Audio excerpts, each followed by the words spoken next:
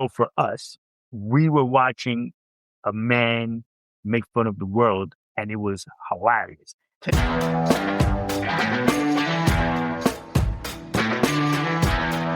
Live from Crawford Studios, It's CC and Jake Guy. Whoop, whoop. Good evening, gentlemen. good evening. How are you tonight? Good. Excellent. Gentlemen, our topic tonight is about a young man who was born in Brooklyn, Williamsburg, Mm-hmm. Melvin Kaminsky, also known as Mel Brooks. Yes. I watched the HBO 2-part series. It was great.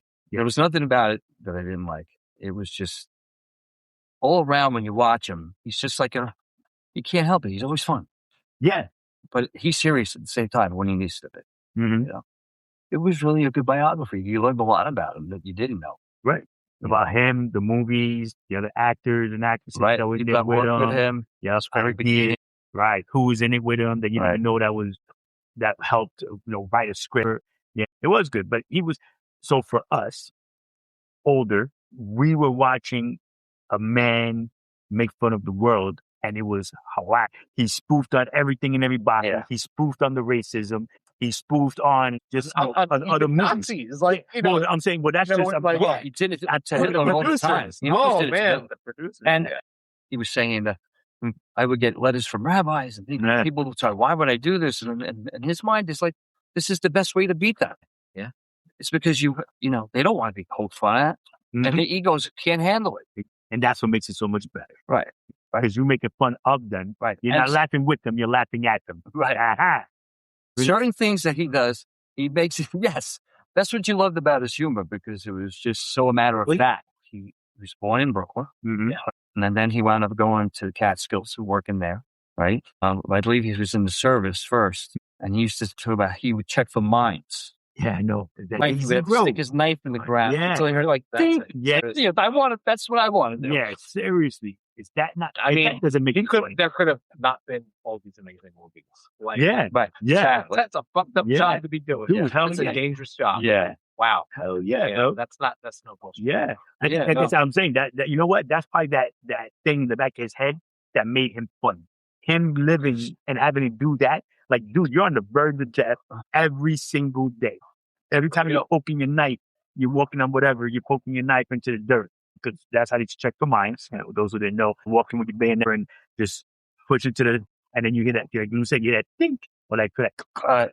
That's a mine. And that's a mine. Then you have to turn around and clean it up or flag it and then have everybody step over it or walk around. Whatever it is. Yeah. The fact that you're even looking for it, it's just, it's it's insane. not a job you volunteer for. Yeah. So It's only to do it. Right. So then now, think about it, bro. Now you living in fear.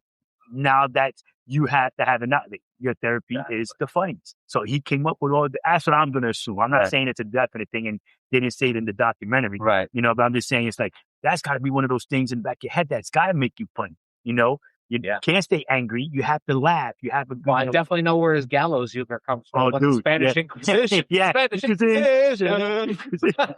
Yeah. His movies were freaking. And that was in the biography too. They talk about it. Like, so he first started out, the first movie he had was The Producers. And there was the 12 Chairs. Yep. 12 Chairs didn't do that well. But it's actually doing better now than it did when it first came out. Right. Because it's such a cult classic almost. Well, because it's him. You know what I'm saying? So like it's him and like, oh snap, I missed that. I love Mel Brooks. Let me watch this. Yeah. Click and now you watch it. You know what I mean? It's like like us. We're sitting here and we're talking about Mel Brooks. A handful of people are like, oh yeah, I've heard of him, but I've never really watched any of his stuff. Now we just did the Inquisition. Yeah, exactly. So then now somebody's like, well, what's that? History of the World. You know what I mean? Yeah. And then like, well, what else did he do? And then, we'll end up talking about other movies that he did. Well, so what? So it was what? So it was the 12 Chairs. That did better later on. I would have Producers, because then he wound up having it on Broadway. Yep. Oh, made a musical. Right. You know what? Yeah. They showed that one scene from The Producers. I fucking laugh every time. It's when they're auditioning for the Hitler part, and they're all like doing different things. And No, that one that one he did. They're all doing different things. Yes. It just looks so fucking absurd. Because they're all like, what are they doing? Because everybody's practicing. Yeah, practicing the yeah. You know the one I just said. So that's what's great about it. Right? It's just so fucking absurd. As bad as that is, he pokes fun at it and he makes it fun. Yeah. But now I'm going to ask a solid question. Is it really bad? No, I don't. Because I'm saying, so hear me. Humor is like the best thing ever. Well, I'm saying, so you're making fun of him. Yeah. You know what I'm saying? You're not bringing them to the forefront like, yo, they would have. Well, you think it's fun of Nazis in general. But that's what I'm saying. Of course, yeah, definitely makes fun of him all the time. Right, but I'm saying, like, that was, is it a bad thing to make fun of this dude? Like, bring him down, a few pegs because, he ain't shit. And producers, I think it was. It was producers or, no, maybe it wasn't producers. To Be or Not to Be. And he's dressed up like Hitler. And he says, I'm going to practice my line. And he goes, Hi Hitler. Okay, we're all right. Yeah, we're on. Yeah. That's right. Yeah. It's fucking great, man. I know, it's great. It's hilarious because even in what you call it, Blazing Saddles, when they were rounding up everybody, he had the Nazis and everybody was in bikers. The bikers. They were just with that. The Klan was in it. Yep, the Klan was in it. Oh, God. Like I said, and it's the Mexican gang was in it. But yeah, they were the bikers. Then there was the Mongolians, what's his name from back in the day? I forgot. Genghis Khan, like they had all that dressed up. You know what I mean? And he picked on anything and everything, and he made it look funny. Right. He showed it how ridiculous it was when we really looked at it. Yeah, you know what I mean? Because again, it's that hate that people had that he was making fun of and made it into a funny. Made it into. He always had like a message that came through. Right. Usually, there's something that was coming through. Yeah, dude, it's just the way his mind worked. It was incredible. I mean, it is incredible. It's super incredible, bro. Yeah. So even now, I mean, he's so funny. Like he was sitting in the audience when they were interviewing him. Not to jump ahead, but they said, "Do you wear tidy whities or do you wear boxers?" He goes, "Depends." Yeah, depends. Yes, exactly right. That's what he said. Yeah, it was almost the whole place laughed. Yeah, hysterical. Right. Yeah, because it's funny, right? Yeah, it is. You can't be mad. You can't be uptight. But like the thing that really put him up is like this whole bit he did with the 2,000-year-old man. Carl Reiner. Carl Reiner, yeah. The whole him and Carl Reiner, the whole bit the 2,000-year-old man. Mm-hmm. Like, he started off doing that on television, and it wasn't even like something like it was something they used to do amongst themselves, right? A joke. It wasn't even something they had an idea, right? And then they just did it. Like recording, it was just like a bit that they did, like as a joke between friends, right? And I think that's what makes it even better. Yeah. You know what I mean? Because so much of this stuff was like from their imagination. Right. Yeah. Like, oh, what if we did this? Oh, it'd be funny. What if we made fun of that? And then Carl Reiner, hello, dude. He was always the straight man. Yeah, that's what made it even better. But he would throw those jokes in every so often that with a straight face. Make you aware of it. Right, exactly. But yeah, they were great together. He didn't just do comedy. Right. And that's the thing that a lot of he always forget, like they had Brooksfilms too. Right. Yes, that's what I'm saying. The Elephant Man. Elephant Man. Yeah. David Lynch. I never even realized. Great movie. I remember seeing that. I saw that on the Loews Oriental. Oh, no shit. Yeah, I saw that movie in the Loews Oriental. But yeah, David. Great movie, man. Yeah. He vouched for David Lynch, and that's he kind of like David Lynch was kind of like not just like an independent like director. Right. Like he wasn't. But he saw something. And David Lynch thought he wasn't going to get the part of the call. He watched. And that's the reason why he did it. Yeah. And he's like, he went to go almost hug him. He was like, "Hey, you're my guy. Come on, let's go." And like, he was like taken back. Yeah. I'm telling you, man, cool. It's crazy how he was such an influence because now, us talking about it, watching the documentary, it's wild because we didn't know that he was involved in so much. Like, you know what I'm saying? We didn't know that he had that influence on so many people. Well, later on, especially. Well, that's what I'm saying. Just, we know that carried on. And then just everything like, Mel Brooks, and he had that thing, and he wasn't scared to do it. And like there were some things that he didn't put in because he was afraid. Like in the movie Blazing Saddles, and when she says it's true, it's true. It's true. I love it. Man, you're biting my arm or something like that. Right, yeah, right. Scene, that was Yeah. cut out. That And was he cut cut out out, on purpose. He said, that seemed a little too far. Yeah. He said like just like slobbering noises. and Yeah. stuff. So he left it at, it's true. Yeah. And then your imagination. Yeah, right. With the zipper, That was I think that was safer. That was probably. Best move. Oh, yeah, absolutely. because then the next morning, that's when she's feeding him the sausage and onions on the sauerkraut. Then she's putting it on his plate, and his freaking sausage is like this fucking big. And he's like, "Well, thank you very much." You know, hanging all over when she's walking out the door. That's You're the making thing a German spectacle out of yourself. Blazing Saddles was like a lot of people say like, "Oh, you couldn't make that movie today." No, And someone said you couldn't even make that movie back then, but Mel Brooks could, because that's the thing. That he was poking fun at it because it was so ridiculous that people would actually do back then. Yeah, he somehow did it. Yeah, because it was because they made it as a comedy. I think those movies, because it was a comedy and it was they say jokes are based on some truth. The stereotypes, the things that people thought of other people, that's what he poked the fun at, as far as I'm concerned. Yeah. And Blazing Saddles is definitely, bro, is in my top 3 best funny movies of all time.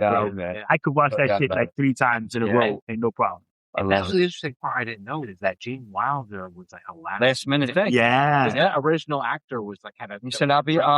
He was got right on the flight, going out there. Yeah. So, yep. And Richard, Richard Pryor was supposed to. Right. He helped write it. Right. The movie company, did not want to take the risk with him. Yeah, because of his but they let him stay on as a writer. Right. So we was he supposed to play the part of the sheriff? But it went to Cleavon Little. And it was meant to be. I think it was meant to be the way it was. I think it was okay. Can you imagine if that movie was with Richard Pryor though? I think if I saw Richard Pryor now, it wouldn't be nearly as funny because all these years I've been used to doing that one, and it was always funny to me the way it was. So whatever that scene might be with the sheriff. Question for the audience. Okay. Do you think Blazing Saddles would have been better with Richard Pryor as the sheriff or with the... Well, we'll never know. Cleavon Little, the guy who did it. We will never know. So it's only Cleavon Little. That's it. Yeah. It's only him. Yeah. He owns it. Yeah. And he was fucking damn funny in that shit. Richard Pryor? Yeah. Or speaking the actor. Listen, Cleavon Little, an amazing actor, as a whole.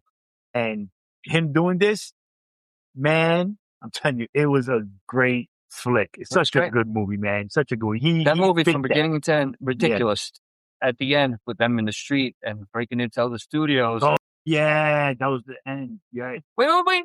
Not the face. Yeah. But it was Dom DeLuise. Yeah, so many funnies.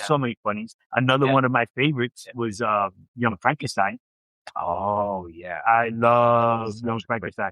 So my stepdad, we used to watch it together when he had Frankenstein come up and dance on stage. Like, if you're blue, you don't know where to go. You go where fashion sits. Dude, that right there, man. We used to do that. Me and my stepdad, that was our comedy skit, bro. That's the thing. And they talk about it in the documentary is how that was all Gene Wilder. Yeah. Right. Mel Brooks said no. So Gene Wilder said he was going to want to put that in. Mel Brooks said no. And Gene Wilder fought. Gene Wilder even said, like, they showed an old interview with Gene Wilder and how he was like really upset and really went to fucking bat. Right. Mel Brooks said, okay, no problem. He's like, wait, what? He goes, well, you fought for it, so that means you must have liked it. And that is really the most logical way, because if it sucked and Gene Wilder thought it sucked, if he just told him, I want to do the scene, and you're like, no, that's stupid, we don't want to do that. Yeah. And then you just walked away. He knows you're not seeing it. Right, because that whole scene make that movie. It was hysterical. You know what I mean? Because just him up there singing it, and then when he sees the fire, and he's like, "Ooh!" And he's backing up. It's ridiculous. Calm down. No, it's just nothing. Just stop the fire and shit. Yeah. Dude, come on. Yo, that whole scene was amazing. For me, that whole movie was crazy. So for me, like saying the scene, because in the rest of the movie, it was the little things that were said that made the funnies. But for me, that whole scene, just being on the stage and the way that they were, there was so much in the beginning that you missed. There's so much before that scene even comes on. The beginning of that movie is is classic. From Oh yeah, no, to end, from when he gets on the train till he comes to Transylvania, right. walk this way, and go through the whole movie. But it was that's what I'm saying. It's the little things, like the little funny, like walk this way, and then he's doing that. That was that little clip. You know what I'm saying? Rolls in the hay? Yeah. Oh, yeah. Yeah. Like, you know what I'm saying? Like those were like the little one-liners that made all those parts. For me, like I said, the whole scene of him coming out, he got him to come out onto the stage. They were doing their whole routine, like you said, stuff fire scared like that. Yeah, that's what I'm saying. Like that whole thing, brought it back to what Frankenstein was supposed to be, and that it was still funny. So that was his kryptonite, right? You know what I mean? Nice kryptonite. It was a good movie, man. That was another really good movie. It was a great idea to do something like that. That was great. Producers alone, the movie producers, when he did that, when you watch that movie, when you watch it, you're like, wow, this movie was off the hook. Right. Fucking funny. Yeah. Because you can identify it. May be from a different time period, but regardless, it's still funny because the whole idea of the movie, making a movie that sucks so bad, but you make so much money on it. Yeah. Yeah. Yep, definitely. You're not supposed to. They pointed out during the documentary that Gene Wilder, something he really excelled at was this thing that he did in a lot of movies where it would be like a built up, like a pressure cooker. He's like, with the part where he's like, a lot of energy. Like, that part where he's like, where Marty Feldman, he's going, oh yeah, we got it from the Abbey. Abbey normally does.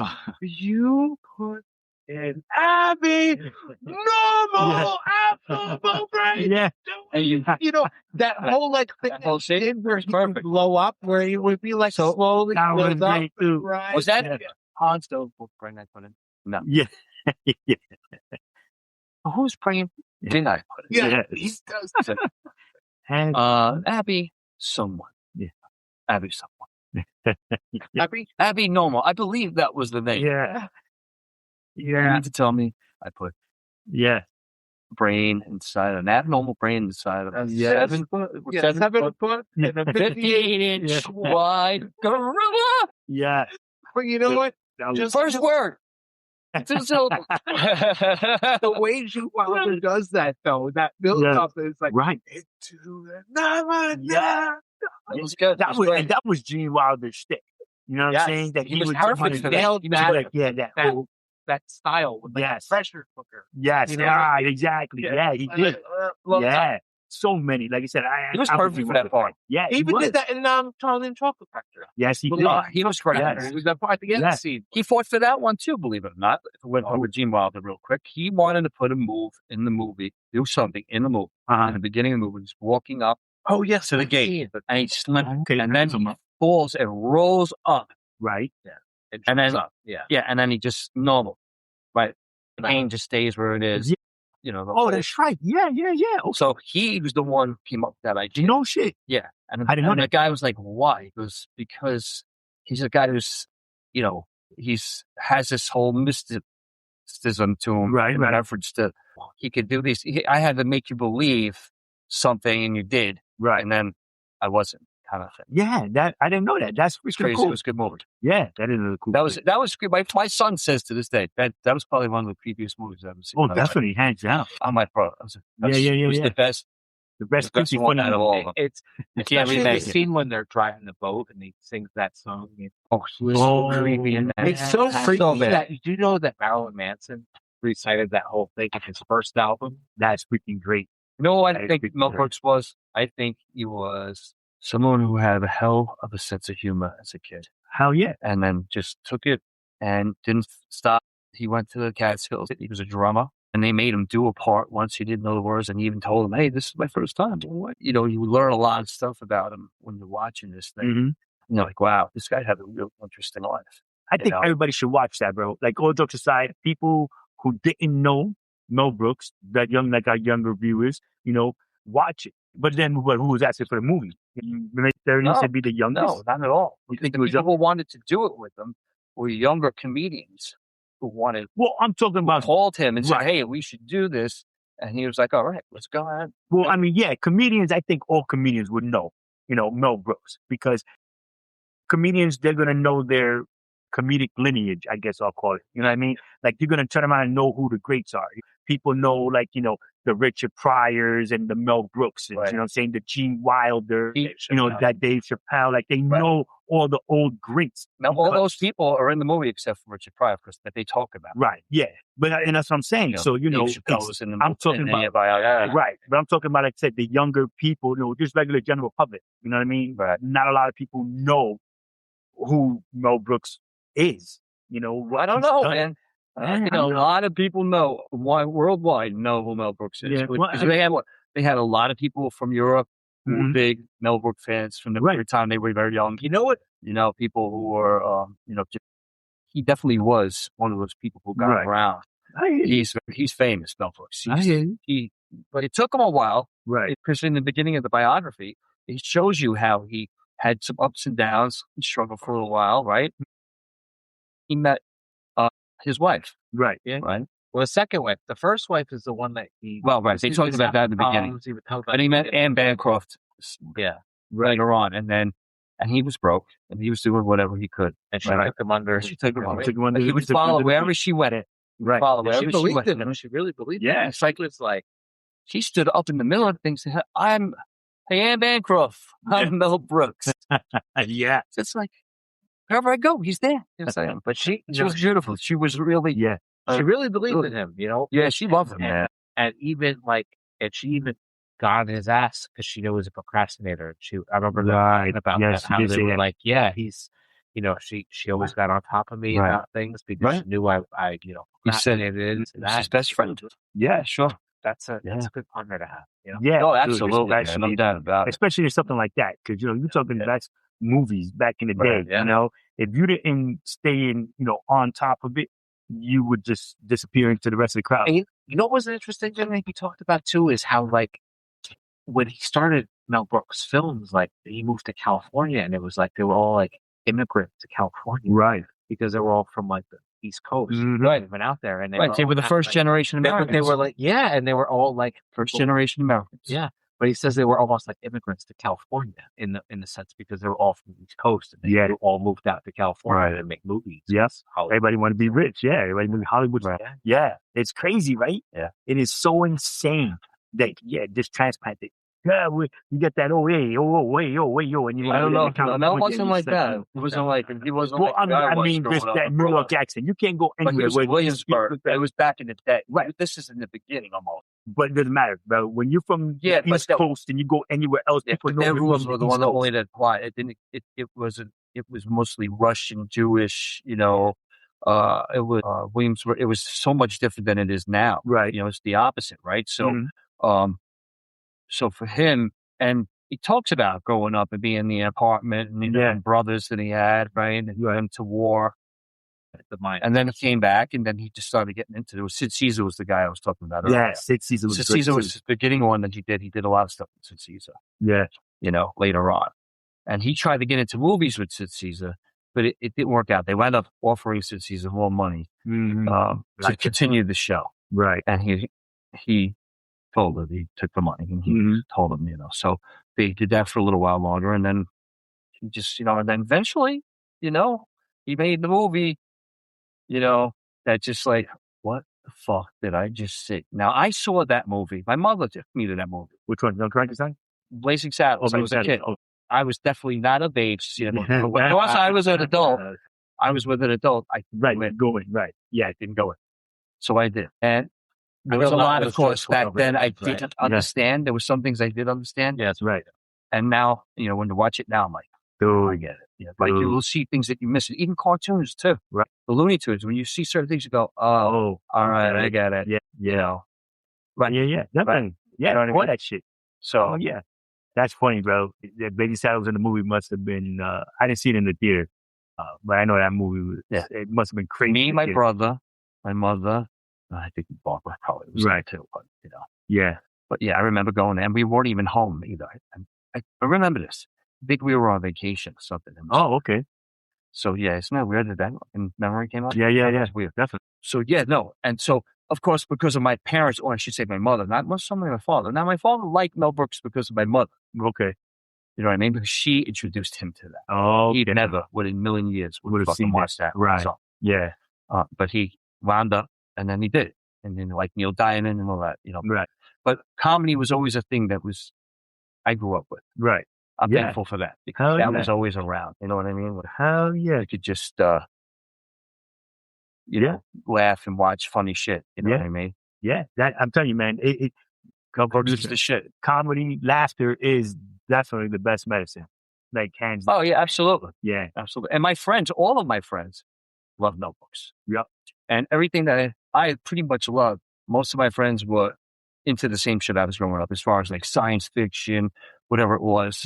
We all had our own opinions, of course. That goes without saying, but we all pretty much were all, that's why we hung out with each other. Yes. You know, I mean, we all had differences, but not like that. You know what I mean? Right. So when it came to TV, we all pretty much were watching the same shit every fucking night that everybody else was watching before we went to bed. Yeah. You know what I mean? Yeah. You know what's the interesting thing too? It was when they were talking to Dave Chappelle, and he was talking about how Mel Brooks, there were scenes that like Dave Chappelle wasn't in, Mel Brooks said, "Oh, come sit down with me while I'm directing," and like kind of showed Dave Chappelle how he cooked, so to speak. I think that's the term. That's what he said. That's exactly what he said. You know, 8 years later, he made the Chappelle Show, so maybe that kind of taught him a little bit. You know, when it came to like producing and directing. And of course, Mel Brooks recognized something right away. He said, talent is funny. This guy is funny. Yeah. Talent knows talent. Period. You know what I mean? He just knew that he was raw because he was so young. Right. So he was just doing it. Yeah. Dave Chappelle was. Dave Chappelle loved it. He thought it was fantastic. Yeah. That happened. You know, awesome. you can see Mel Brooks corrected in type, you know, Robin with in tights. Right. She's like, "No, wait, do it this way." Yeah. And hear Mel yelling from the background. Yeah. Just yelling. Yeah. Yeah. It's like, okay. Yeah. And then they just do it again. Yeah. That was another good thing with Men in Tights. Right. That, you know, it was all, they were listening to, you know, behind the camera and then doing it. You know what I mean? Like Lou just said, you know, they were doing things over again. They were talking to the camera. Like, you know, do it already. Hurry up and say it, you know, because like just, that was a really good movie, bro. That was the biography, you mean? Yeah, the biography. Yeah, that was good. Sorry, biography. Yeah. It was really cool to see like a lot of the behind the scenes stuff, you know. Oh, are you talking about the scene with the guy from I forgot the actor's name who played Robin, or the English actor. Yeah. And they're like, and Mel Brooks is like, everybody's hungry. Right, yeah. You gotta see where he's gotta shoot the arrow. And they're like, go to sorry. Bullseye on the tank. He's like, everybody was like, yeah. That's what I'm saying. Like, it's like this. Because the guy had to shoot a bow and arrow. Yeah. That's why, right? Yeah. And a crossbow, and he couldn't figure it. It took him a few shots before he got the bullseye. Right? But he was close, though. It was real close. Yeah, close. Yeah. Yeah, same actor who was in the first Saw movie. Yes. Right. Yeah. I can't remember his name, but yeah. But you know what, bro?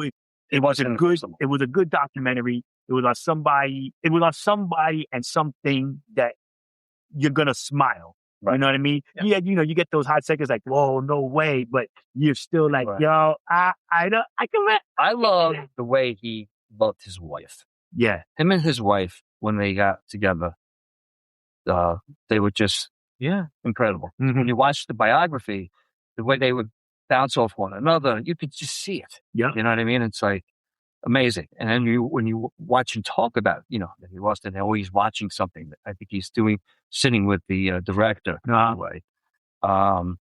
What's his name? Hold on a second, guys, because I had the director's name. Directed by. Yeah. Can you read that for me? Tom's got the glasses on. Tom, right there. Just right there. Directed by Mel Brooks, Michael Bontifigillo. Yep. On Bon. Yeah. All right. I'm glad I didn't say it myself. Yeah. Sorry about that. Just edit this shit out. Yeah. Anyway, the two gentlemen that Tom just struggled to tell you about. Right. And I probably would have too, by the way, because I couldn't see shit. That's great. When you hear them talking, they're talking to one another. And he's like, you know, you could see Mel Brooks watching Anne Bancroft. He goes, I don't think he probably didn't see it. I don't know. But the thing I got from him, though, was that he likes being happy is important to him. Very. You know what I mean? Even though he has a lot of lost, he still wants to make people laugh. Yeah. Because it's a better, it's a better way.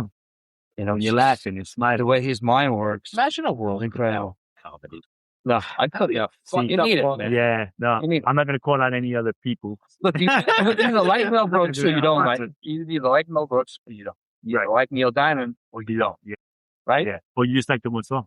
Well, some people really like Neil Diamond. I go like, you love Neil Diamond. Like, people who love him, right? I don't say doing Mel Brooks, but Mel Brooks is known all over the world. Yeah. People know. And just the way his band and the way he makes fun of certain things. Yeah. It just, it makes you laugh, and you're like, wow, that shit is funny. Yeah. Because he's taking what is bullshit right now. Yesterday. Yeah. He's taking that bullshit. You're a bullshitter. He's taking all the stuff that like we said earlier, he's taking all the quote unquote bad stuff, making it funny, putting that twist on it because you're like you have to take a step back and, reevaluate it and just make it happen. He gets away with it because he knows how to do it in a way where he can get away with it. Mm-hmm. But then he also knows that if something's too far, what stuff is a little too much. Yeah.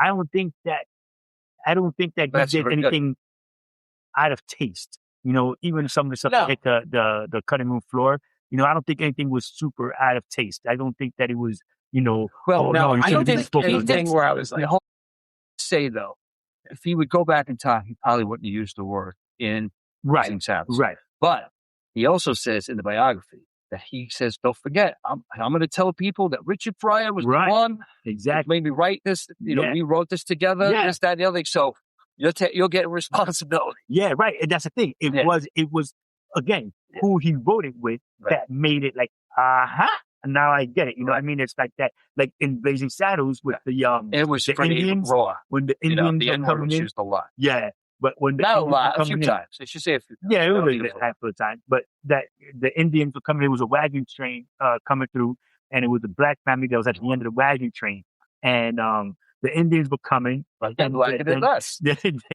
about the American Indians. Yeah, it was. Some guy, but he's an Indian, but he's speaking English. Yeah, Mel Brooks was the Indian Oh my chief. God! And like, wait, they're talking than us. That I understood. Believe it or not, when I first saw that. That I, for whatever reason, picked up because that's the kind of humor I grew up with. Right. You know what I mean?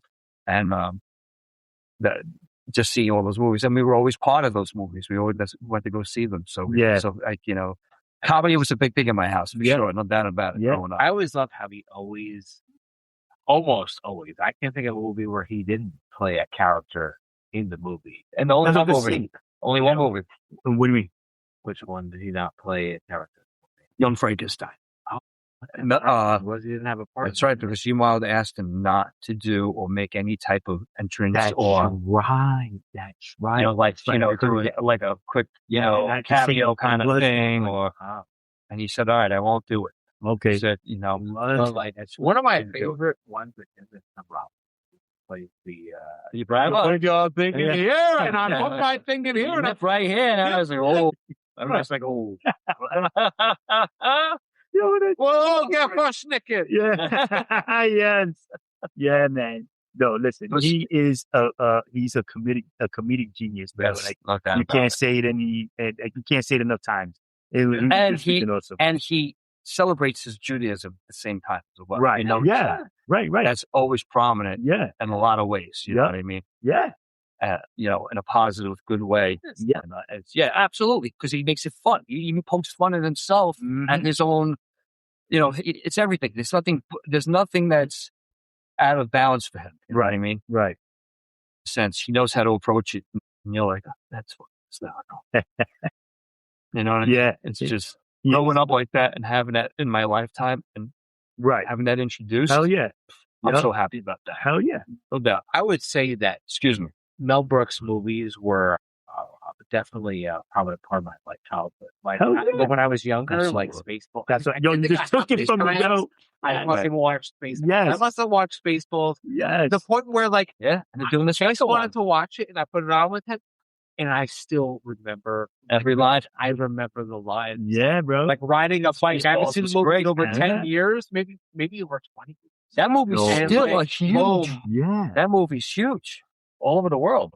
And then when I was a little bit older, Robin Hood Men in Tights. You know what I mean? So right. those Right. two That movies works. I grew up the most with. Yeah. More than Blazing Saddles, believe it or not. Blazing Saddles was made when I was young. I've seen it. And it's fun again. Right. Movie, but like, I didn't grow up with that movie. I grew up with Spaceballs and Robin Hood Men in Tights. Yeah. I grew up with all of them. Yeah, exactly. The very beginning. Yeah. Made a Schwartz. Made a Schwartz. Yeah. Star Wars as well. Yeah. That stuff in the beginning. Right. But Spaceballs, the one of the things that really made that movie successful is because they were talking about in the documentary, they were talking about how they had some newer comedian type people, like John Candy. Mm-hmm. And basically he said, like, they kind of let them have their little free reign on things. Yeah. And it kind of blended the both types of humor together. And so that's another reason that made that movie so successful. Remember what the one girl said, the actress, who said there was a part where the bullet hits her hand. Oh, hit my hand. yes. That's what, and she's like, well, why don't I turn around even though I don't like guns? Because like she didn't even want to because the scene was supposed to be like, I don't like guns. Like guns. She's like this, and then someone shot her head. He shot my head. Taking everybody out one time, man. That was her idea. Yeah, that was her idea. Yeah. And it was freaking. It was hysterical. Freaking hilarious, perfect. bro. It was. Yeah, listen, it was great. It was a good cast. It was a great cast. You know what I mean? Who are usually, and some of the people in that. Joan Rivers. Joan Rivers. Yeah. Yes. Joan Rivers. But yes, I mean that was John Candy. But it was one of those things where a lot of straight-faced comedians were in there. You know what I mean? So then all the deliveries, of all those jokes, like the delivery was like, it was always somebody different. Right. It was a good. It was that. We found shit. Yes, dude. Can you really sit back and think? What movie would you say? Yeah. Could you even say that he had any mediocre movies? Like I can't. Yeah, there were some that didn't do. I mean, there was some that didn't do well in the box office. Yeah, it didn't do well. Said, like, the story online about it. Was the 12 Chairs the one about the Russian? Well, that one now is huge. Like everybody, it's a cult. It's like I think everybody when watches. It came out, it didn't do well. No, but now it's doing better than it did when it came out. Right. And you mentioned that earlier. Okay. Yeah, you did say that earlier. But, I mean, I don't know. I guess. But I think the one where he played the homeless person, I forgot the name of that didn't do well either. That didn't do really well. Right. So the idea, everything that he did, I understood it, but it's for whatever reason, it just didn't. And then, I think did Spaceballs come after or before that? Well, it was after that. It was after that, right? Yeah, I think it was the homeless man thing, and then Spaceballs. Right. And that's why I hope I'm right. Yeah, I think so. I'm pretty sure. But yeah, bro, it's like but I don't know. I'll go say all right, cool. That means that'll be the mediocre one. A good movie. I got a question for you guys. What would be your top? Since we're talking about, I wrote it down so I can ask this question. So, what would be your top 3 movies? From Mel Brooks, So I'll tell you mine first, okay? Hang on a second. Put my glasses on. Yeah. Put my glasses on. You gotta see this. All right. Now I can see. Funniest from history of the world part. Good to be. Oh, yeah. So I was writing it all down. I can tell you right now. Blazing Saddles would be my very first one. Yeah. Okay. Blazing Saddles. All right. And then, of course, it would be Young Frankenstein. And it would be History of the World. 1, 2, and 3. Gotcha. And now all the other ones I like too. They're in the top 5, of course. Right. So like Spaceballs and go ahead. I'm sorry. So for me, Spaceballs, Robin Hood Men in Tights, and Young Frankenstein. No shit. Yeah, that would be the top 5. Well, okay.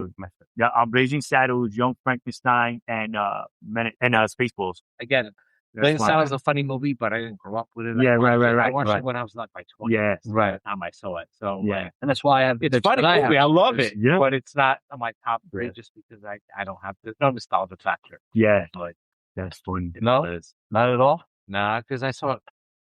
Right. Yeah. No. In life. Yeah. Really. I get it. Yeah. No. Definitely, Young Frankenstein is my number 2. Blazing Saddles because I just thought I like those kind of jokes. Telling those kind of jokes, those little bit of racist jokes. I love them shits. Yeah. That's why I like the Blazing Saddles. That's the beta cake. That's my favorite. Like that. Pull. Yeah. Yeah. And then you see the The body body flying flying in the air. across. Oh, dude, that was. And it's like, great. so at the same, when you see that scene, it's like, Yeah. Mm-hmm. it just blows your mind. Yeah. It's just like, he totally did that. So I mean, so for me, not for me, I'm gonna say like this. It's a question. He and Monty Python were like kind of like they both had that. Yeah, they were both like fun and everything. Yeah, I mean they were both, like that zany. Yeah, that crazy because like Monty Python, but it was more English. He had the English humor, right? Yeah, that's exactly what it was. He had the English humor. You know what I mean? Right. He had those. They are very close. Things. Yeah, yeah. He was like the European version of Mel Brooks. Yeah, if that makes sense. You know what I mean? Yeah, because there's a lot of them. They love them in Europe too. Hell yeah, hell yeah, yeah. Because with the Monty Python, I forgot the Monty Python movie where the Holy Grail, the Holy Grail, and he turned him on and it's like the rabbit song. It's a flesh wound. Oh yeah, it's a flesh wound. Yeah, he's hobbling. I can still fight. Are you shitting me? Yes. What? Yeah, that was a great movie, man. What about the rabbit? Dude. Yeah. And the rabbit's like, the rabbit, yeah. We are lights that say me. We are no longer the lights that say me. Not the lights that say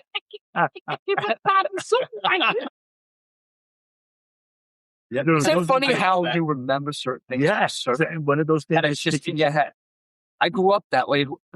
My best friend Frank, he lives out in the boonies right now. So yeah, we always bouncing that shit off each other, lines from movies, different things all the time. Even now, now we still, you know, it's great. I think growing up in the city that was part of growing up in the city. Well, for us, for us, that's what did it. I mean, but again, you know what? This is one of those things, bro, where comedy is like it's that thing. It's that feel good. It's that you know, you say something out of a movie and we're not a comedy flick, you know. Sure. I remember the thing. Yeah, I'm sorry. No, you go. So fucking ridiculous. Like remember the part where like the lady's like me. She's like, yeah, bro. Yeah. I'm telling you, man, it's those little things that you sit back and you think about where you were, you know, you remember the smell of the popcorn, you know what I mean? Right. Or whatever that just, I remember I saw that, or you're hearing and you're like, wow.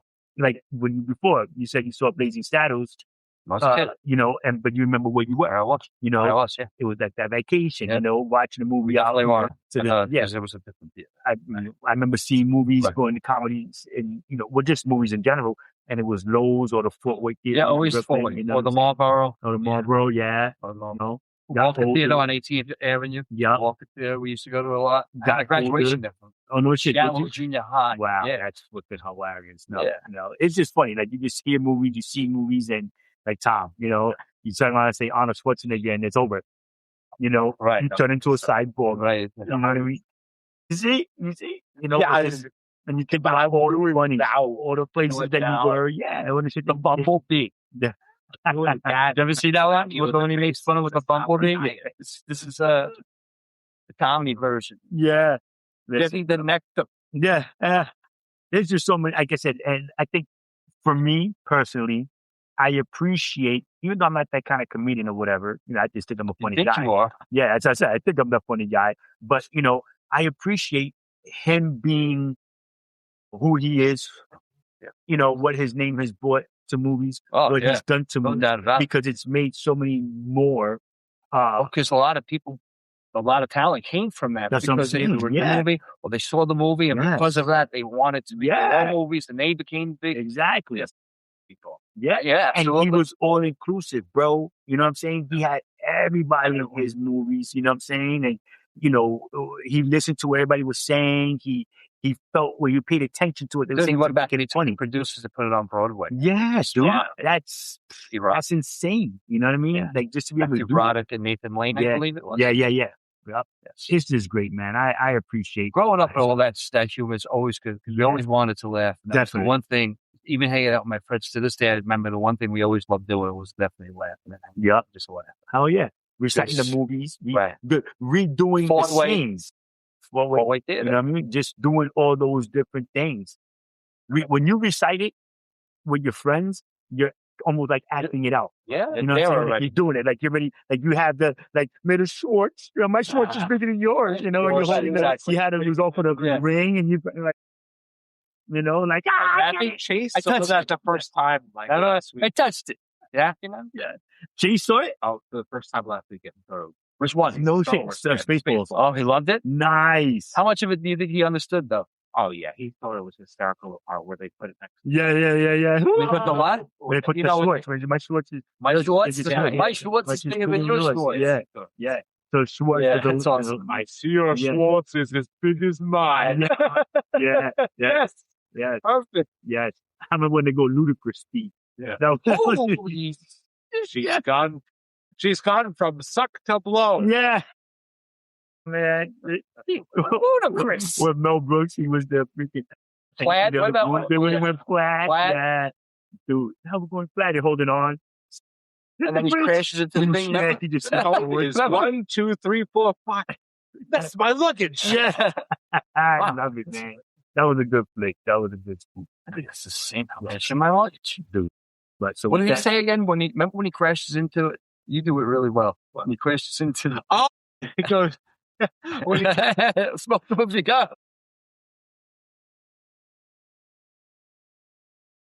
His glasses. I can see my God. He's just so bad. Yeah. What's his name? He's going to be in the movie. Lord helmet. That's going to be. Oh, Lord. Oh, you're going to do that? And John Candy's son is going to be in the movie. Yeah, that's going to be freaking awesome. That's what I read. I can't wait for that. That's going to be hilarious. Whoever who's still around, I believe, will still be in the movie. That would be cool. That would be sure. Cool. How would you not want to do that? Oh, well, again, you know, yeah. It's because of Mel Brooks and him. They just got done filming it, actually. Oh, yeah? Yeah. When's the, what's it coming out? The other one. It was History of the World that he was doing, right? He did that one already. That one's done. Which one? But when did it didn't come out yet? Yeah, he did. It's been out. Part 2? Part 2's been out for a long time. I didn't even know that. Yeah. Oh, shit. I have to watch it. I haven't even watched it. Yeah, see, damn, nigga, we all here talking all this good shit. I know what that, but I do know that it was out already. Yeah, okay, cool. I didn't even know that. Sorry. But I need to watch it, though, so I can see what it's like, because I saw a couple of things that were hysterical. I'm like, it's right there. Got it. Yeah. You know, got it. Mel Brooks at his best. Appreciate everybody for watching. Like, follow, comment, hit us up. That was good. Yeah. Thank you for watching. Love, peace, and hair grease. Live long and prosper. Keep on laughing.